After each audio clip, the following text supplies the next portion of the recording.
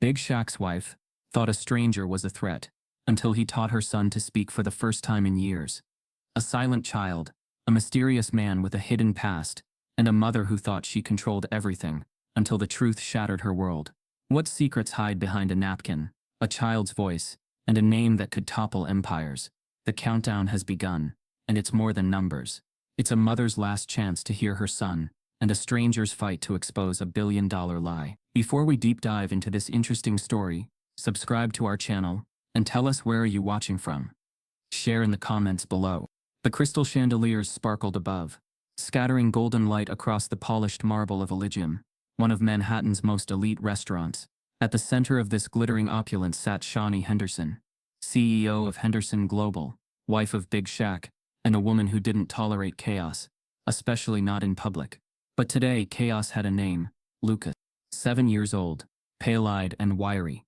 Lucas sat at the edge of the table in a charcoal designer blazer, far too stiff for a child.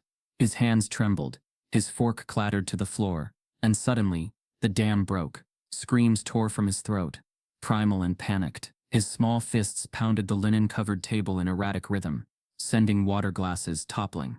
He wasn't just loud, he was unraveling, spiraling into a full sensory meltdown. Heads turned. A hush fell. Shawnee's jaw clenched so hard a vein twitched in her temple. Her voice remained even, but her eyes shot daggers. "Lucas, breathe. We practiced this."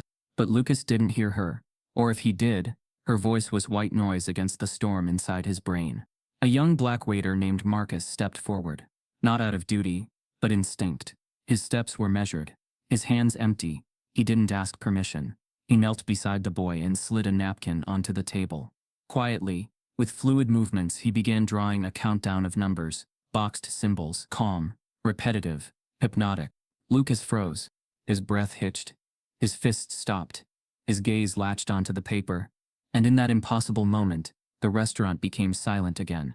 Not because of fear, but because of awe. Then came the voice that shattered it all. "Get that man away from my son." Shawnee's words cracked like a whip, slicing through the still air. She rose to her feet with such force her chair clattered behind her. Dozens of heads turned to the spectacle. "Ma'am, he's just helping the boy." Pierre, the maître d' said quickly, stepping between them with sweat already lining his collar. "I don't care what his fabricated qualifications say," Shawnee hissed, pointing a manicured finger at Marcus. "Who gave you permission to touch my son? Do you have any idea who I am?" Marcus stood, napkin in one hand, pride in the other. "I didn't touch him. I communicated." "You what?" "Your son was using echolalia to regulate. I gave it form, visual anchors.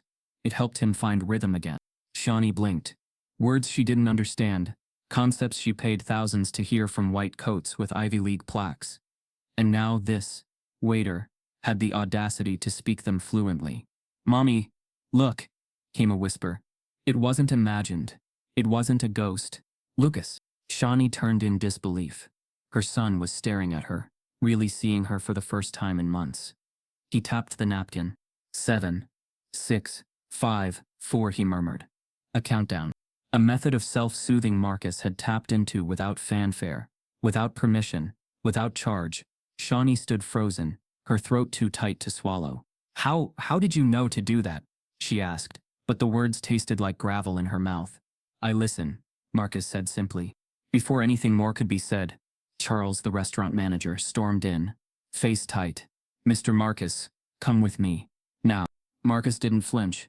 He met Charles's gaze without blinking. "I quit," he said, taking off his apron and vest with precise movements. "Some places don't deserve the best of us."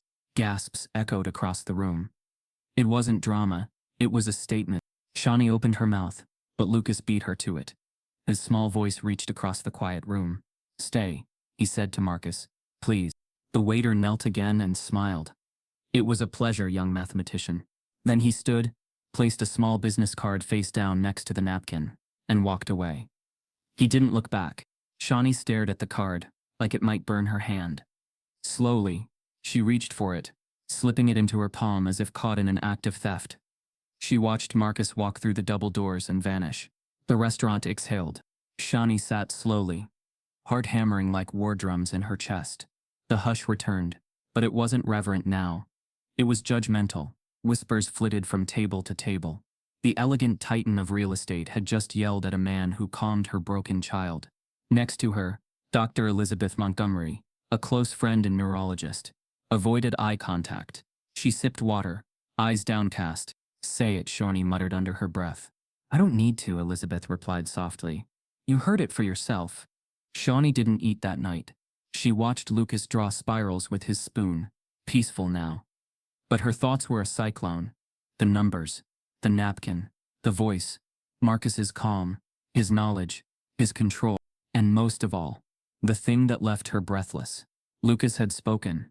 Later, in the back of her limousine, she opened her clutch and looked at the card. The words hit her like a punch to the gut. Dr. Marcus Washington, Ph.D. Behavioral Neuroscience and Nonverbal Communication Specialist. A waiter with a Ph.D.? And somehow, despite the shame that still flushed her skin from the earlier outburst, Shawnee couldn't ignore the truth that refused to be silenced. This man, this stranger, had reached her son in ways none of her million-dollar experts ever had. And something told her, this wasn't the last time she'd hear the name Marcus Washington. Shawnee sat in her sprawling penthouse office, city lights flickering through the glass walls like fireflies against the dark. Her mind replayed the events of the night before on an endless loop. Lucas's meltdown, the way the waiter, Marcus Washington, had calmly drawn a countdown on the napkin, the hush that fell over the restaurant when her son, after 2 years of silence, had whispered numbers with startling clarity. She clenched her fists, her nails digging into the soft leather of her armchair. She wasn't a woman accustomed to losing control, least of all in public. Yet that night she'd done just that. Marcus had seen it. The crack in her perfectly constructed exterior. Worse still, he had done what no high-priced expert, no clinic, no therapist had managed. He had reached Lucas.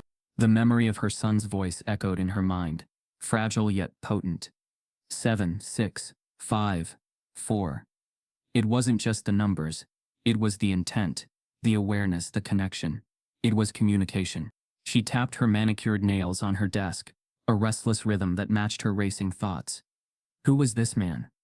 The business card he'd left was burned into her memory. Dr. Marcus Washington, Ph.D. Behavioral Neuroscience, Nonverbal Communication Specialist. But why was a man with such credentials waiting tables in a high-end restaurant? And how did he know so much about her son? A sharp knock on the door shattered her reverie. Elizabeth Montgomery, her oldest friend and Lucas's neurologist, stepped in hesitantly. "Shawnee," she said softly. "We need to talk." Shawnee gestured for her to sit, though her lips were pressed into a tight line.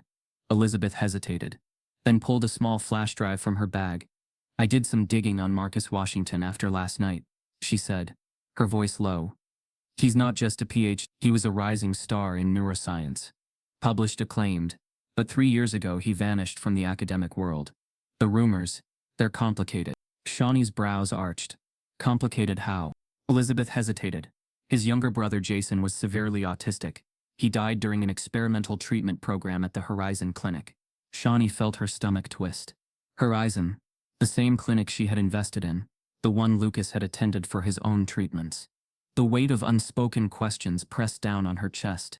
Elizabeth continued. After his brother's death, Marcus disappeared.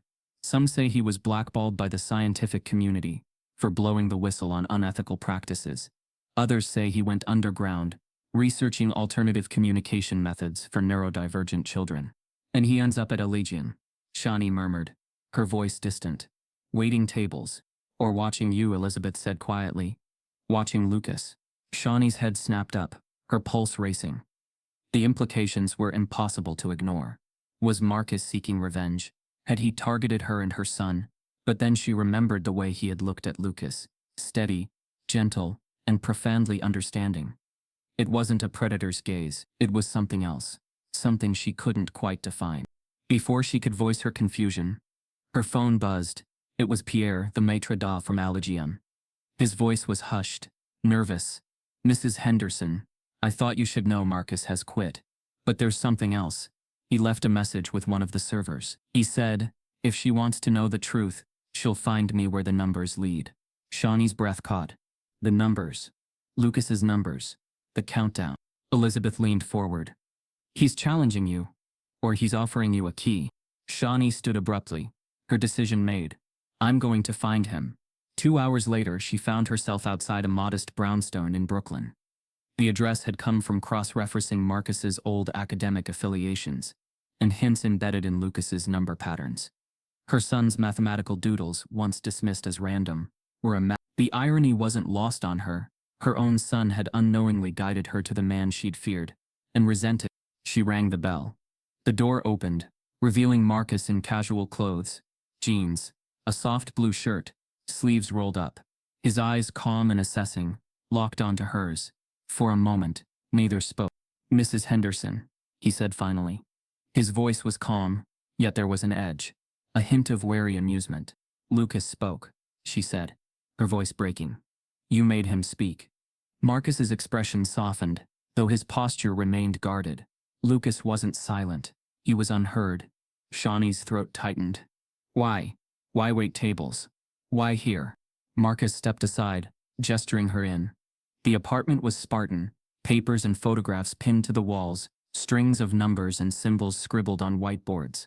At the center, a photo of a young boy, Jason, smiling, a hint of mischief in his eyes. Shawnee's breath caught. Marcus's voice, low and steady, filled the space. "I didn't choose to wait tables. I chose to watch, to learn. Horizon Clinic wasn't just a mistake, Mrs. Henderson. It was a calculated program, chrysalis. They used children like Jason and Lucas as test subjects for experimental treatments masked as breakthroughs. Jason didn't survive. I couldn't stop them in time. But with Lucas," his voice faltered, the raw grief slipping through, "I saw a second chance." Shawnee's knees threatened to give out. She braced herself against the wall, her mind spinning. "You think Lucas is in danger?" "I know he is," Marcus said. "The countdown he recites, it's not just numbers. It's a code, a warning. He's trying to communicate what he feels, what's being done to him." Shawnee's eyes stung. For years she had trusted the best doctors, invested millions into treatments. And now this man, this outlier, was telling her that her son's silent struggle was a cry for help she had refused to hear. "Help me understand," she whispered. Marcus hesitated, then approached. He knelt, mirroring his earlier posture with Lucas, and spoke gently. "Lucas isn't broken. He's brilliant, but the treatments are breaking him. I can help him find his voice permanently, but I need your trust, and I need you to face the truth about Horizon." Shawnee's heart hammered in her chest. The weight of her pride, her empire, her carefully constructed image, all of it felt fragile against the raw sincerity of Marcus's words. For the first time she saw not a waiter, not an adversary, but an ally, someone who saw her son not as a case file or a liability but as a human being. "I don't know if I can trust you," she whispered, her voice trembling. "But I can't ignore what I saw." Marcus's lips twitched into the faintest smile. "Then let's start there."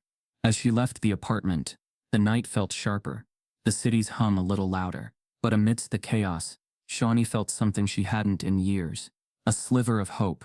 The breakthrough wasn't just Lucas's, it was hers too. The ice was cracking, and though the path ahead was uncertain, one thing was clear. The truth was calling, and she was ready to listen. Shawnee sat in her sunlit study, the mid-morning light slanting across papers and reports scattered on her desk.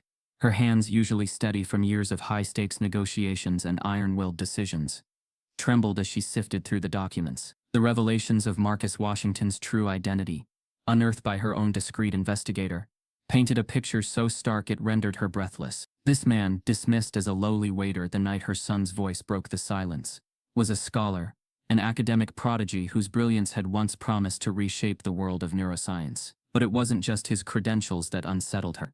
It was the thread of tragedy running through his story, a thread entangled with her own business empire. Marcus Washington had been a rising star.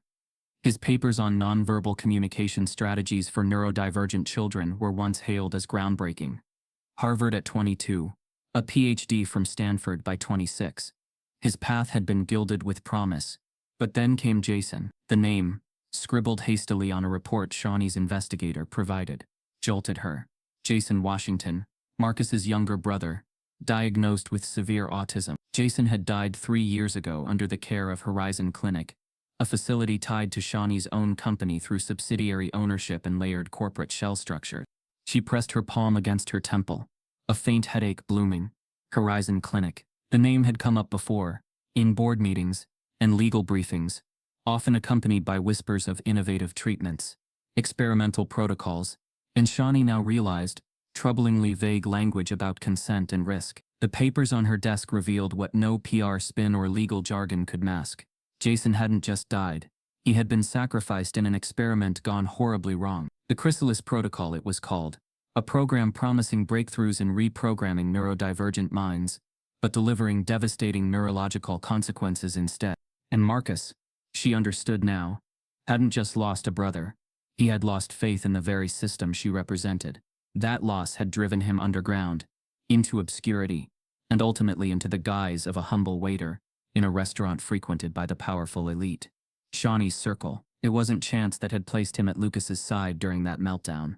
It was strategy, born from years of watching, waiting, and calculating. The brilliance she had once reserved for herself and her carefully curated boardroom alliances now belonged to a man with nothing to lose and everything to prove. Yet what baffled her most wasn't his quiet infiltration or his hidden agenda. It was the way he had approached Lucas.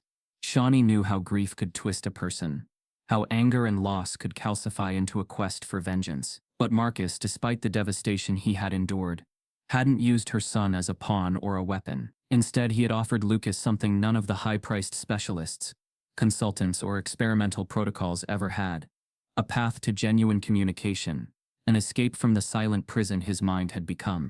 The thought brought an unexpected tightness to her chest. Pride, guilt, and an unfamiliar sense of respect tangled within her. She had always believed herself capable of reading people, of seeing through facades to the truth beneath. Yet she had misjudged Marcus, dismissing him as an interloper, a threat to her carefully controlled world. And now that miscalculation stood poised to unravel everything she had built. Determined to regain the upper hand, or at least to understand the full scope of the situation, Shawnee called Elizabeth Montgomery. The neurologist answered on the second ring, her voice tinged with urgency. "Shawnee, I've been waiting for your call." "You know about Marcus?" Shawnee said flatly. "Yes," Elizabeth admitted. "He came to me weeks ago, quietly, cautiously. I didn't know what to think at first, but the more I learned, the clearer it became. He's not just a grieving brother. He's a scientist who's seen the worst of our system. The system you and I have been complicit in supporting." Shawnee's jaw tightened. "Don't lump me in with that clinic's decisions. You signed off on the subsidiary's expansion into experimental protocols." Elizabeth countered softly. "You might not have known the full extent, but you enabled the structure that made it possible." The words stung more than Shawnee cared to admit. She bit back a sharp retort and instead asked, "What does he want?" Elizabeth sighed. "Justice, I think. But not through lawsuits or media exposés. He wants to fix what was broken, starting with Lucas. He believes he can reverse the damage at least partially. But he's also looking for leverage, for proof that Horizon and its backers knowingly endangered children like Jason and Lucas." Shawnee stared out the window, her mind a storm of conflicting thoughts. Marcus was brilliant, resourceful, and she realized with a chill, dangerous.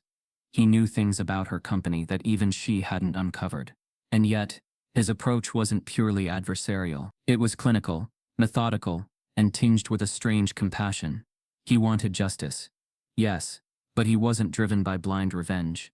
He was driven by a deep, unshakable belief in righting a profound wrong. Her phone buzzed again, this time a message from her private investigator. A single line that made her blood run cold. "He's gathering evidence. You're on borrowed time." Shawnee stood abruptly, her chair scraping against the hardwood floor. "I need to meet him," she said aloud, more to herself than to Elizabeth. "I need to hear from his own mouth what he intends." "Be careful," Elizabeth warned. "Marcus isn't a villain, but he's also not playing by the rules you're used to." Shawnee ended the call and gathered the files, her mind sharpening with a clarity born of desperation and determination. She wasn't ready to surrender everything she'd built, but she also couldn't ignore the truth Marcus represented. His brilliance wasn't a threat to her. It was a mirror reflecting her own failures and blind spots. And if she was going to navigate the storm ahead, she needed to understand the man behind the apron fully, not just the scientist or the Avenger, but the human being who had turned her world upside down. As she stepped into her car, Shawnee resolved that the next move would be hers. Marcus had the facts, the moral high ground, and a brother's memory fueling his crusade, but she had resources, influence, and perhaps, just perhaps, the willingness to face the truth she had long avoided. And in that volatile mix of ambition, guilt, and revelation, the real battle was only beginning. The documents detailed Marcus's illustrious academic journey: a Harvard graduate at 22, a Ph.D. in behavioral neuroscience from Stanford by 26, and numerous publications in esteemed journals. But it was the subsequent pages that sent a chill down her spine. They chronicled the tragic story of Jason Washington, Marcus's younger brother, who had been a patient at Horizon Clinic, a subsidiary of Henderson Enterprises. Jason's death, officially attributed to unforeseen complications, was now revealed to be the result of the experimental chrysalis protocol. Shawnee's fingers trembled as she turned the pages, each one a testament to the unethical practices she had unknowingly endorsed. The chrysalis protocol, touted as a revolutionary treatment for neurodivergent children, involved the use of untested nanotechnology aimed at reprogramming the brain. The reports highlighted severe side effects: seizures, cognitive regression, and in Jason's case, death. Worse still, Lucas, her own son, had been subjected to the same protocol. A wave of nausea washed over her. The realization that her quest for a cure had endangered her son's life was a burden too heavy to bear. She recalled the moment Lucas had spoken after 2 years of silence, guided by Marcus's unconventional methods. It was not the expensive treatments or renowned specialists that had reached him, but the compassion and understanding of a man she had once scorned. Determined to confront the truth, Shawnee summoned Dr. Elizabeth Montgomery, her longtime confidant and a leading neurologist. Elizabeth arrived, her expression grave, clutching a flash drive containing damning evidence. Together they reviewed internal memos, emails, and video footage from Horizon Clinic. The materials depicted a systematic cover-up, falsified consent forms, suppressed adverse event reports, and financial incentives for continued participation in the chrysalis trials. One video showed a board meeting, where executives discussed the potential fallout if the truth were to emerge. "We control the narrative," one man asserted. "As long as the results are promising, the ends justify the means." Shawnee's signature adorned several documents, a silent endorsement of the very practices she now abhorred. The weight of complicity pressed down on her. She had built her empire on the promise of innovation and progress. But at what cost? The lives of innocent children, including her own son, had been collateral damage in a pursuit blinded by ambition. Seeking solace, Shawnee visited Lucas's room. He sat by the window, sketching numbers and symbols in his notebook, a language only he and Marcus seemed to understand. She sat beside him, placing a gentle hand on his shoulder. "Mommy made some mistakes," she whispered. Lucas looked up, his eyes reflecting a depth of understanding beyond his years. "Marcus helps me feel safe," he replied softly. Tears welled in her eyes. In that moment she resolved to make amends, not just for Lucas, but for all the children affected by her company's negligence. The next day, Shawnee arranged a meeting with Marcus at a quiet cafe. He arrived, his demeanor calm yet guarded. She extended an olive branch, acknowledging her role in the tragedy and expressing a desire to right the wrongs. Marcus listened, his gaze unwavering. "Acknowledgement is the first step," he said, "but actions speak louder than words." They discussed the possibility of establishing a foundation dedicated to ethical research and treatment for neurodivergent children. Shawnee pledged to dismantle the chrysalis program and reallocate resources to support affected families. Over the following weeks, Shawnee took decisive action. She publicly disclosed the malpractices at Horizon Clinic, resigned from her position as CEO, and initiated legal proceedings against those responsible for the cover-up. The media frenzy was intense, but she faced it head-on, determined to be transparent and accountable. The newly established Chrysalis Reborn Foundation, co-led by Marcus and Elizabeth, focused on developing safe, effective therapies and providing support to families. Lucas became a symbol of hope, his progress a testament to the power of empathy and understanding. In time, Shawnee found redemption not through wealth or power, but through humility and a commitment to healing.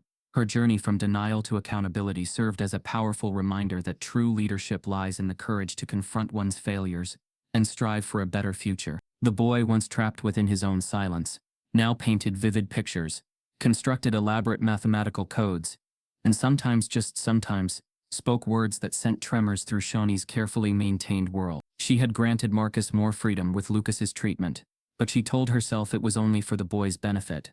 Still, the sight of her son smiling at Marcus, trusting him in ways he'd never trusted her, stung sharper than she wanted to admit. Marcus's sessions with Lucas became increasingly secretive, conducted in the sunlit garden or behind closed doors in Lucas's playroom. To Shawnee, their interactions seemed like a language all their own, one she wasn't privy to. She watched from a distance, perched in her sleek office, the polished glass walls separating her from the burgeoning bond between her son and the man she'd once dismissed. But what she saw wasn't threatening. It was real, and that made it all the more unsettling. One afternoon, she stood silently in the corridor, hidden from view, as Marcus guided Lucas through a delicate puzzle of colored tiles. Lucas's small hands moved with increasing confidence, his eyes bright with a focus Shawnee hadn't seen in years. "What does red mean, Lucas?" Marcus asked, his tone calm but encouraging. "It means stop," Lucas murmured, his voice clear and soft. "And what do we do when we stop?" Marcus prompted. Lucas looked up, his expression thoughtful. "We think."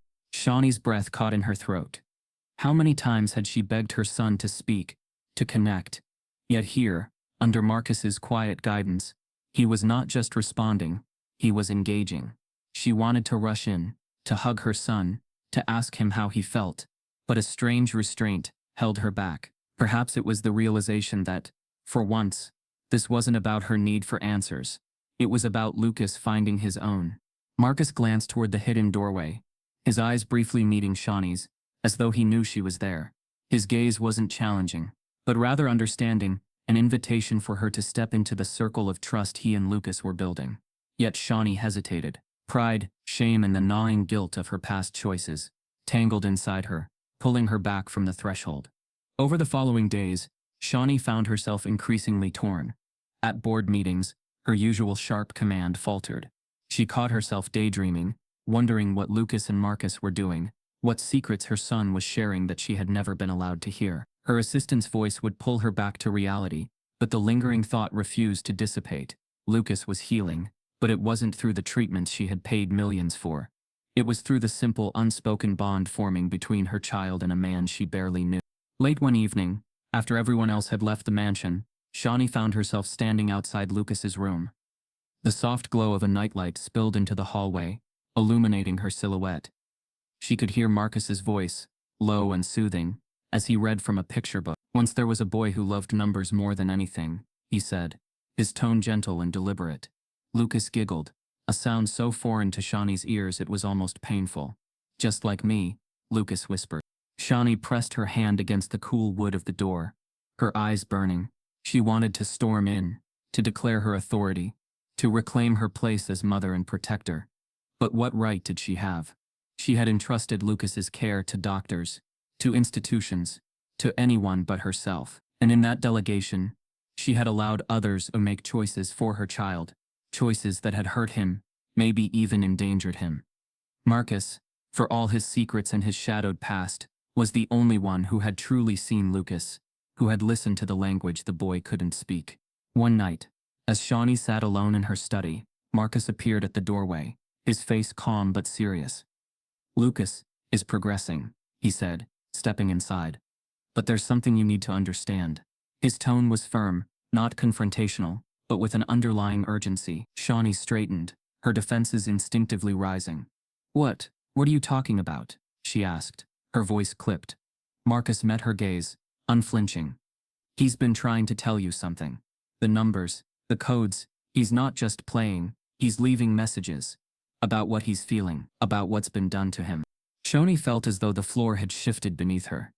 She opened her mouth to object, but Marcus held up a hand, stopping her. "I'm not blaming you," he said quietly. "But you need to start listening, really listening. He trusts you, Shawnee. He needs you to stop seeing him as broken. He's trying to tell you how to help him." His words pierced her defenses in a way nothing else had. The ice around her heart cracked further, the walls she'd built through years of business acumen and personal control beginning to crumble. After that conversation, Shawnee started to change.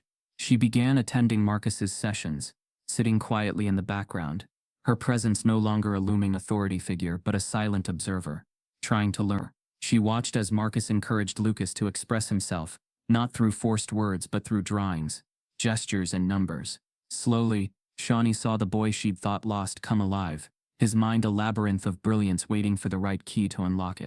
The more Shawnee watched, the more she realized that the connection between Marcus and Lucas wasn't something she could manufacture with money or influence.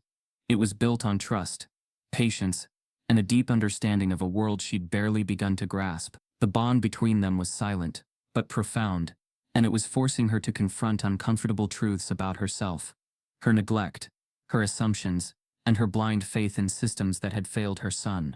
One evening, after a particularly enlightening session, Marcus approached her as Lucas played nearby. "You're starting to see it, aren't you?" he said softly. Shawnee, her usual mask slipping, nodded. "I'm starting to see him for who he really is."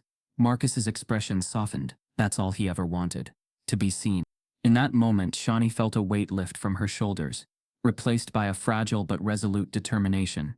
She couldn't erase the past, but she could choose to stand by Lucas now, to fight for him not as a project or a responsibility, but as a mother. And as she watched Lucas laugh, his fingers tracing numbers in the air, she realized that sometimes the most powerful connections were forged not through words but through the silent bonds we dared to nurture.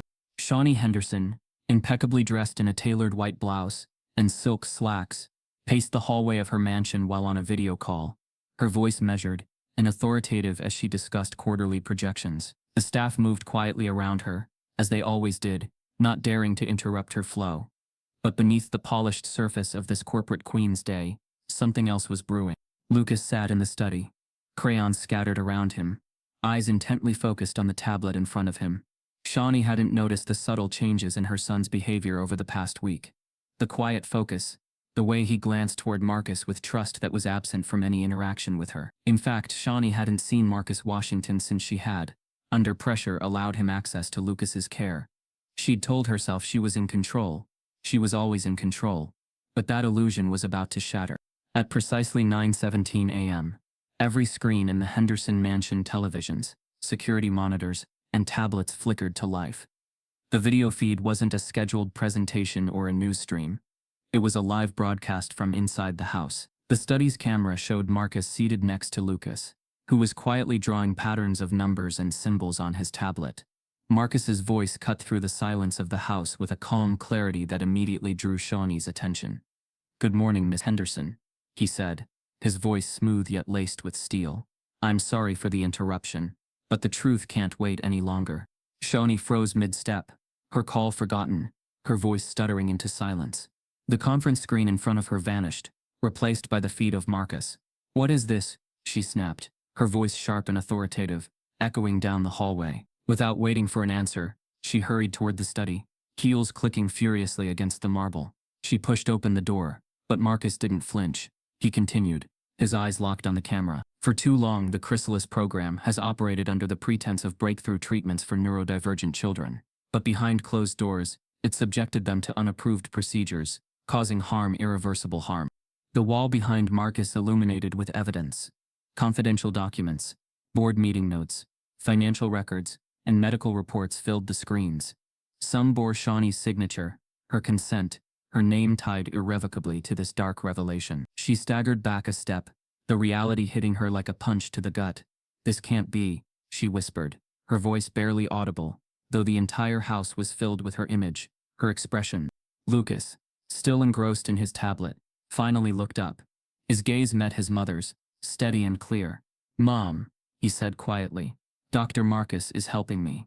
He made the bad things stop." It was the first time Shawnee had truly heard her son speak without hesitation, without the echoes of his previous silence. His voice carried a strength that belied his age, as if he were stepping forward to protect a truth no one else dared to acknowledge. Marcus turned his attention to her, his voice unwavering. Lucas was part of Chrysalis. His treatments weren't just misguided, they were dangerous. "I know this because my brother Jason was subjected to the same. He didn't survive." His words were laced with both accusation and grief, a potent blend that made the evidence behind him feel heavier, more damning. Shawnee's mind reeled. Her hands trembled as she tried to recall the board meetings, the discussions she had signed off on, the documents she had barely glanced at, trusting her executives to manage the details. It was all crashing down, the facade of control she'd built over years unraveling at the seams. "I didn't know," she murmured, but the words sounded hollow, even to her. Marcus didn't soften. Not knowing doesn't absolve you, but acknowledging the truth is the first step. His voice was steady, his gaze unwavering, as though daring her to meet his honesty with her own. He wasn't just a scientist or a former waiter. He was a man who had waited years for this moment, poised between justice and revenge, his motives sharpened by grief, but softened by the boy sitting quietly beside him. The live feed rippled outward, its reach far beyond the confines of the mansion. Media outlets, advocacy groups, and families affected by neurodivergence were receiving the broadcast. Marcus detailed the extent of the unethical treatments, the children affected, the cover-ups orchestrated by Chrysalis under the umbrella of Collins Enterprises. His voice didn't tremble. This isn't about revenge. It's about justice. About stopping this cycle of silence and harm. Shawnee sank into the nearest chair, her hands trembling as she watched her son reach out, placing his small hand over hers. "It's okay, Mom," Lucas said softly. "We can fix this."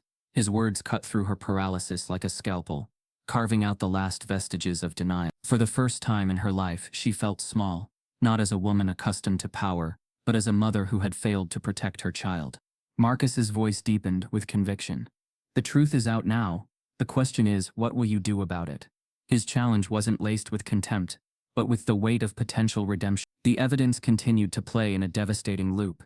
Documents marked confidential videos of children in distress, recordings of meetings where the risks were callously dismissed. Shawnee's legal team, executives, and security staff flooded the mansion's main entrance, but Marcus's control of the system was impenetrable. He wasn't simply a scientist seeking retribution. He was a strategist, a man who had planned every detail of this confrontation, and he wasn't alone. Lucas, once a silent victim, was now a symbol of resistance, a living testament to the power of truth breaking through silence. Shawnee exhaled shakily, her mind racing through the implications, the legal ramifications, the public backlash, the personal shame. But as she watched her son's calm determination, as she heard Marcus's steady voice outlining the steps needed to dismantle Chrysalis and repair the harm done, something shifted inside her. The weight of her empire's impending collapse was crushing, but for the first time she saw a path that didn't end in destruction but in redemption. "Stop the feed," she whispered, her voice cracking. I'll fix it. I'll dismantle Chrysalis, fund treatments, make it right." Her words weren't rehearsed or calculated. They were raw, an admission not just of guilt, but of a desire to atone. The feed didn't stop immediately. Marcus let her words echo across the digital landscape, her admission broadcast to everyone watching. Only when she met his gaze, no longer adversarial, but aligned in shared purpose, did he finally cut the transmission. The screens faded to black, leaving the mansion in heavy silence. Shawnee stood, legs trembling, and approached Lucas. He looked up at her, his small hand still gripping the tablet, which now displayed a simple pattern of interconnected shapes, symbols of connection, not just numbers. She knelt, her voice breaking. "I'm sorry, Lucas, for everything." He leaned into her, his small arms wrapping around her neck in an embrace she hadn't felt in years. Marcus watched quietly, his expression unreadable, though a flicker of relief softened his stern features. The battle for truth was far from over, but in that moment, amidst the wreckage of power and pride, something profound had shifted. Lucas wasn't just a boy with a voice.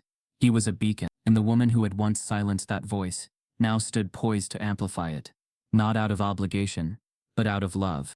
This was the revelation Marcus had planned for years, but even he hadn't anticipated the quiet power of Lucas's simple words, breaking through a fortress built on lies. The mansion, once a symbol of dominance, had become the epicenter of a movement grounded in truth and justice. The story was no longer about revenge or redemption alone. It was about a future rebuilt on honesty, humility, and a child's unwavering hope. Her phone buzzed incessantly, calls from lawyers, board members, and media outlets vying for her attention, but she couldn't bring herself to answer. For the first time in her meticulously curated life, she felt utterly exposed, stripped of the armor she'd spent decades building. And yet, amidst the suffocating guilt and the encroaching fear of scandal, a flicker of clarity ignited in her mind. Downstairs, the staff whispered in uneasy tones, uncertain of what would happen next. Marcus had vanished as quietly as he had appeared, leaving no trace but the irreversible truth he broadcast to the world. Lucas, though, remained different. The boy who had once been locked in silence now sat in the study, calmly drawing the familiar shapes and numbers that had once been his only form of expression. His words from earlier echoed in Shawnee's mind. We can fix this. How was it that a 7-year-old boy, with his quiet resilience, was showing her the way? She rose from her chair, legs unsteady but propelled by something stronger than fear. Her reflection in the glass wall caught her eye, a woman with streaks of gray in her meticulously styled hair, eyes shadowed with exhaustion, but something else too. This wasn't a corporate negotiation where she could outmaneuver an opponent.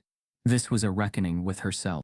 Her thoughts turned to the files Marcus had displayed, the confidential documents bearing her signature, the medical reports she had signed off on without reading in full, trusting advisors like Jonah and Dr. Winters to handle the details. How many times had she signed, reassured by their polished explanations, never questioning what lay beneath? And yet, there was no escaping her responsibility. The empire she had built was stained by the very hands she had trusted. Elizabeth Montgomery's voice echoed in her mind, the flash drive she had handed over, the evidence of Jason Washington's suffering, the protocols that had stolen his future. Shawnee shuddered, the implications finally piercing through her denial. She could fight this, call her lawyers, blame subordinates, muddy the waters, or she could stand at the crossroads, laid bare by a child's simple honesty and a man's unwavering quest for truth. Her phone rang again, this time with an incoming call from Elizabeth. Shawnee answered, her voice hoarse. I know what I have to do, she said quietly, before Elizabeth could speak. There was a pause, then her friend's voice warm but resolute. Good, I'll stand with you, but you have to move fast. The world is already watching. Shawnee hung up and strode purposefully down the grand staircase, her heels clicking with a newfound determination. In the foyer, her chief of staff and legal counsel stood waiting, papers in hand, prepared to issue statements denying the allegations, framing Marcus as a disgruntled former employee. Mrs. Henderson, we've drafted a response, the counsel began. But she cut him off with a sharp wave. No, we're not denying anything, we're owning it. The men exchanged glances, their faces a mixture of confusion and dread. Excuse me, her counsel stammered. Shawnee, this could destroy everything you've built. Everything I've built is already crumbling, she replied, her voice like steel wrapped in velvet. But it doesn't have to take innocent lives down with it. We're going to admit the truth, dismantle Chrysalis, and offer reparations to every family affected. We're going to fund corrective treatments, work with regulators, and turn this company into what it should have been from the beginning, a force for good. The silence that followed was heavy with disbelief, but Shawnee's expression brooked no argument. Slowly, reluctantly, her legal team nodded, understanding that resistance was futile. The chief of staff quietly instructed the communications director to prepare a new statement, this time one that aligned with Shawnee's new directive. With the initial steps set in motion, Shawnee turned toward the study, where Lucas sat patiently. She knelt beside him, smoothing his hair with a tenderness she hadn't shown in years. Lucas, she said softly, I'm going to make this right, not just for you but for every child like you who was hurt. Lucas looked at her with eyes that seemed far older than his years, his hand reaching out to grip hers. I know, Mom, he said, his voice steady. Dr. Marcus says we can make it better. The mention of Marcus's name made her throat tighten, but it also fueled her determination. She would find him if not today then soon, and thank him properly, not just with words but with actions. His fight for justice had forced her to confront truths she had long buried beneath ambition and pride. Now she was choosing to fight alongside him, not against him. That afternoon she called a board meeting, this time with a different agenda. When the members gathered, expecting damage control and public relations maneuvers, they were met with a Shawnee Henderson none of them had ever seen before. She stood at the head of the table, unflinching, her voice calm but carrying the weight of unassailable conviction. Effective immediately, she declared, Chrysalis is being dismantled. Collins Enterprises will be restructured as a non-profit foundation dedicated to ethical research and support for neurodivergent children. All affected families will receive full reparations, and we will fund new transparent studies to reverse the harm done. I am prepared to liquidate assets if necessary to ensure these promises are kept. Murmurs of shock rippled through the room. Some members protested, citing financial ruin, lawsuits and investor backlash. But Shawnee silenced them with a single look. If any of you wish to resign, do so now. But understand this, there will be no cover-up. We're doing what's right. The meeting concluded in stunned silence, her orders clear, and absolute. As she exited the boardroom, Elizabeth waited outside, her expression a mix of pride and relief. "You did it," she said softly. "You're doing it." Shawnee exhaled, a weight lifting from her shoulders. "It's just the beginning," she replied. "There's still so much to fix." Outside the towering glass windows, reporters gathered, cameras flashing, microphones extended. Shawnee stepped forward, pausing for a moment to steady herself. Then, with Lucas by her side and Elizabeth close behind, she faced the press. Her voice, steady and clear, carried across the courtyard. "Today marks the end of denial and the beginning of accountability. We're not hiding, we're not running, we're choosing truth, redemption, and a future where no child's voice is silenced." As the cameras clicked and questions flew, Shawnee felt the first stirrings of peace.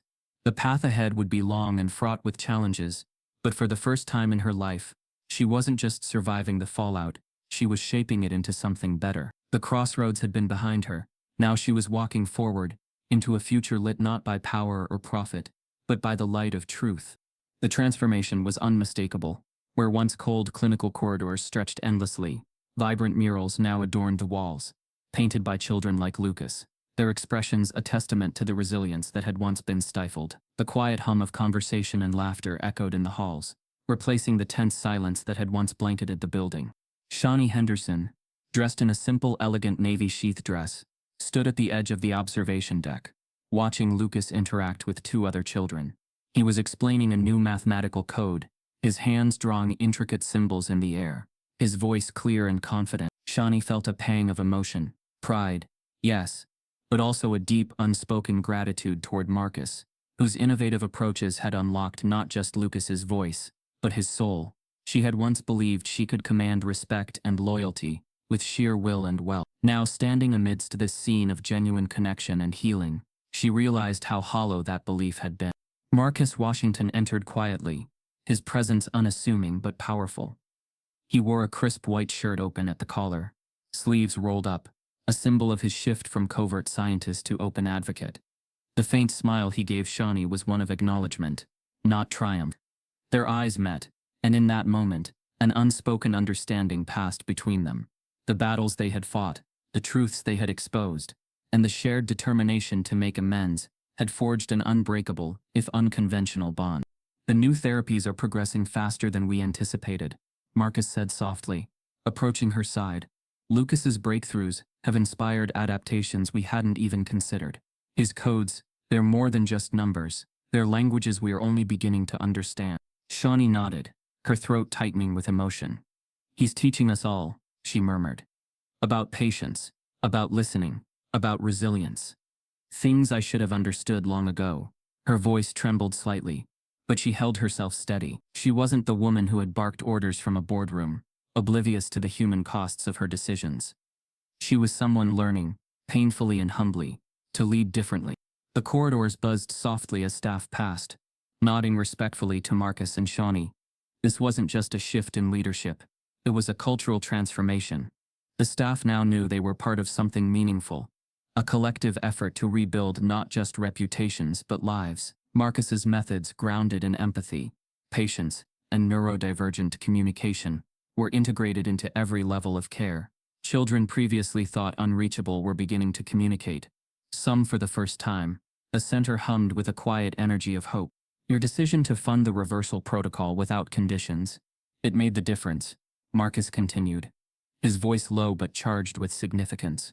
"We've reached over 600 families already, with more on the list. The ripple effect is already happening."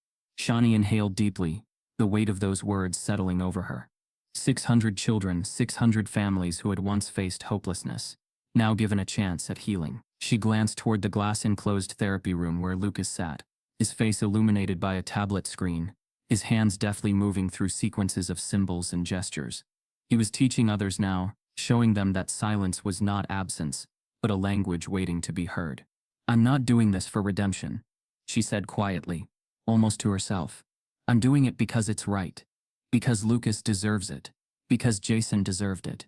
And because I need to believe there's more to my life than a string of deals and acquisitions." Marcus's expression softened, a trace of the guardedness he'd carried for so long, easing away. "You're not alone in this," he said. "And you're right, This is about more than redemption. It's about creating a legacy that means something. One that tells the world, we can do better. A sudden wave of laughter echoed from the therapy room as Lucas successfully guided a younger child through a simple counting exercise. Shawnee's heart swelled, her pulse racing with a mixture of pride and humility. This wasn't the empire she had envisioned building, but it was infinitely more valuable. The old Shawnee might have viewed this scene as a PR opportunity, a chance to craft a narrative of redemption. The woman standing here now saw it as a rare and precious glimpse into what genuine leadership looked like.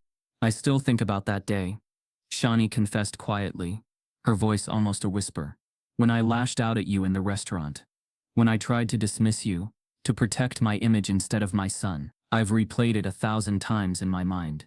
And every time I wish I'd listened instead of reacted. Marcus's eyes darkened, a flicker of old pain passing through them. We can't change the past, he said softly, but we can choose what we do next. And what you're doing now, the center, these treatments, it's already rewriting the story. A quiet knock interrupted their moment, and Elizabeth Montgomery stepped in, her professional demeanor softened by the warmth in her smile. The families are arriving for the orientation, she said. They've been asking to meet you both. Shawnee exchanged a glance with Marcus, then nodded. Together they moved toward the conference room, where families gathered, faces etched with a mixture of hope and apprehension. The room, once a sterile space of board meetings and corporate strategy sessions, now hummed with quiet energy. Colorful drawings lined the walls, children's laughter filled the air, and the tension of past injustices seemed to lift with each shared story. Shawnee stood before the families, her voice clear and steady.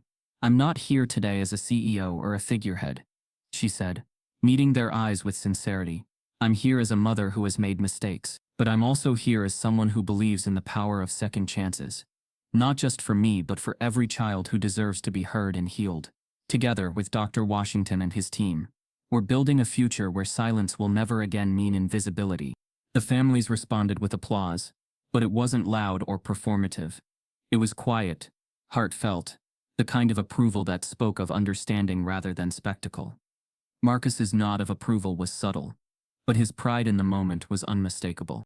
As the orientation wrapped up and the families mingled, Lucas approached Shawnee, his notebook clutched in one hand. Mom, he said quietly, I drew something for you. He opened the notebook to reveal a simple drawing, 3 figures holding hands, surrounded by a garden of bright flowers. At the bottom, in careful, deliberate letters, he had written, Family. Shawnee's throat tightened, her eyes stinging with unshed tears. She knelt, pulling Lucas into a gentle hug. Thank you, she whispered, for showing me what really matters. As Marcus watched from a distance, his heart swelled with quiet satisfaction.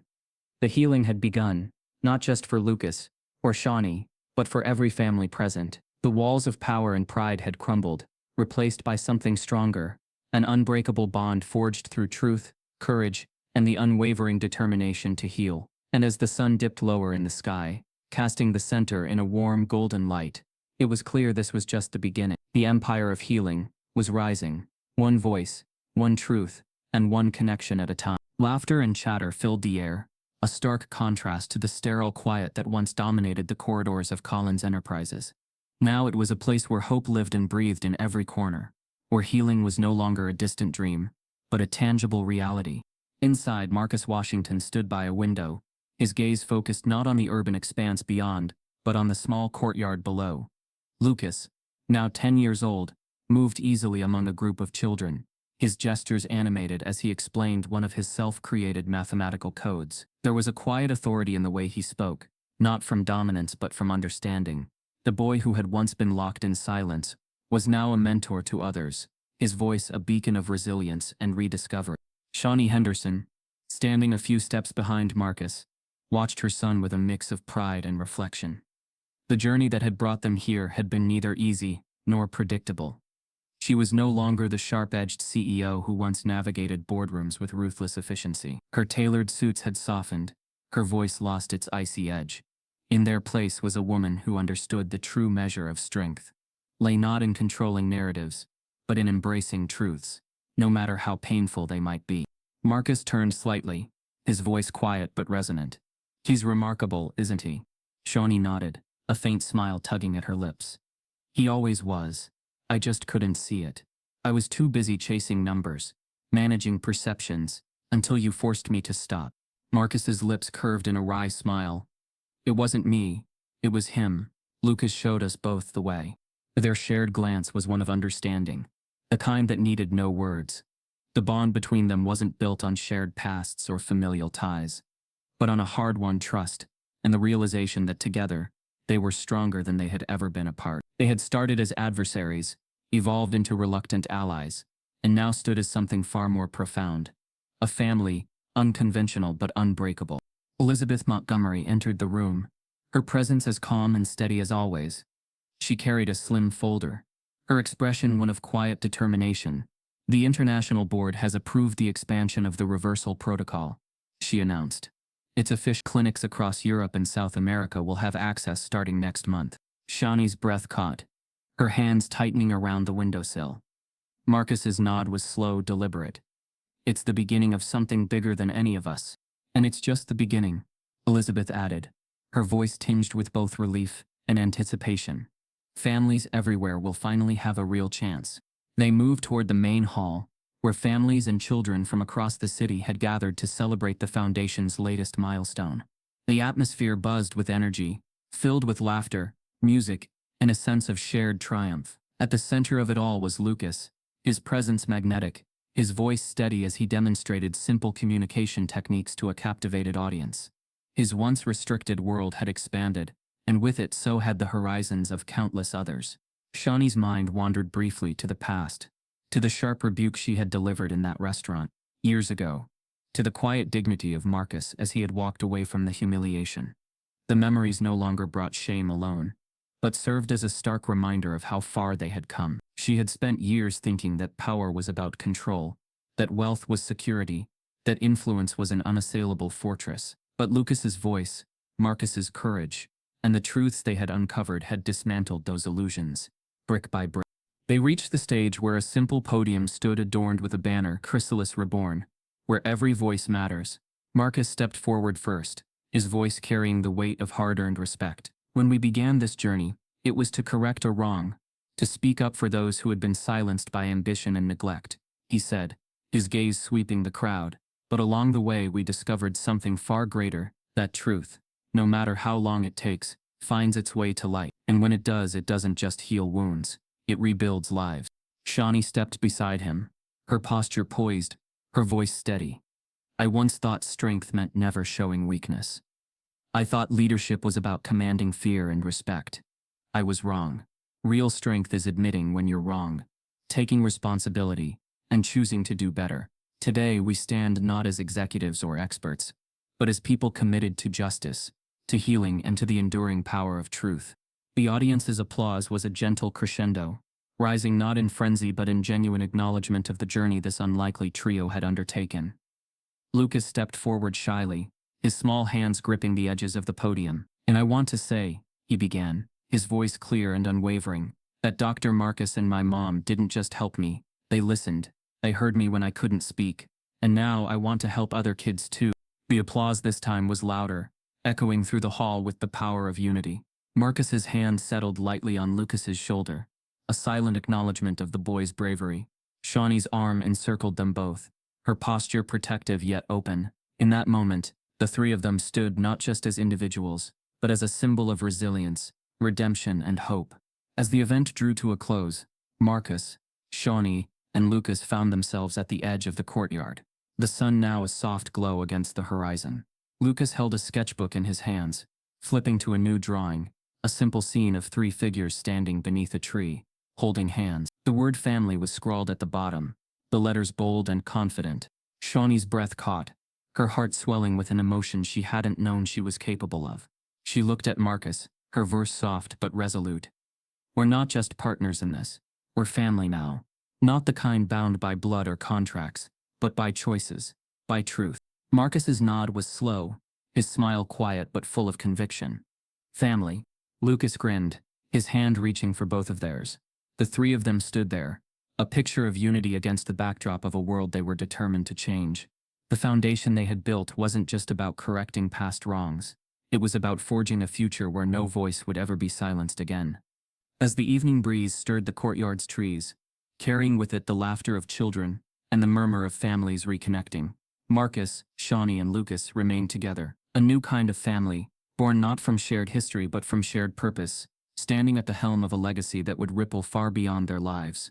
A legacy built not on wealth or status, but on the simple, undeniable power of truth.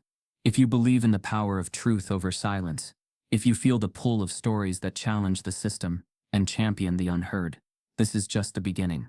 Dive deeper into a world where courage rewrites the rules and healing begins, where pride ends. Stay tuned for more stories that don't just entertain, they ignite.